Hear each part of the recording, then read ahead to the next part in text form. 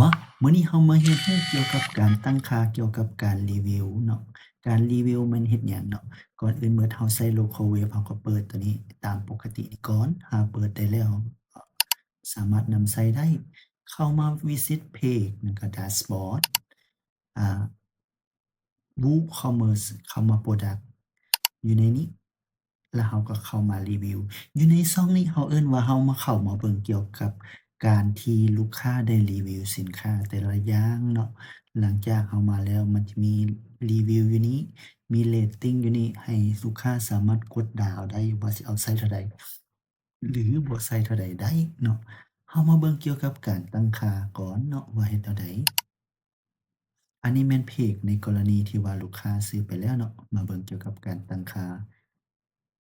ในการตั้งค่าให้ทุกคนเข้ามา WooCommerce Setting แนวมา Product นี้มันจะเลื่อนลงมาทางลุมๆๆนี้ Enable Review นี่เฮาหมายติ๊กใส่ Enable Product Review อนุญาตให้ลูกค้ารีวิว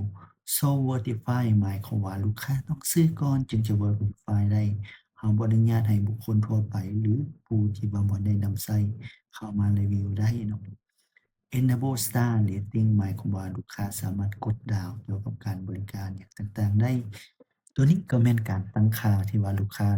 เราสามารถกำหนดค่าให้ลูกค้ารีวิวได้แล้วหลังจากผลมันออกมาเราก็จะมาเห็นยอดรีวิวอยู่ในนี้เกี่ยวกับสินค้าของเราเวลาลูกค้าสั่งซื้อสินค้าเราเพิ่นก็จะออกมานี่ หลังจาก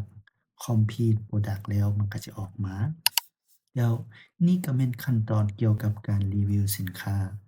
ในการลูกค้ารีวิวมาเรามากวดเบิ่งแนวใดเฮ็ดให้สร้างยอดขายให้เรารีวิวนั้นสำหรับไผบ่เข้าใจใดสามารถสอบถามได้ลาก่อนแล้วพบกันใหม่ในคลิปต่อไปเกี่ยวกับการตั้งค่าสินค้า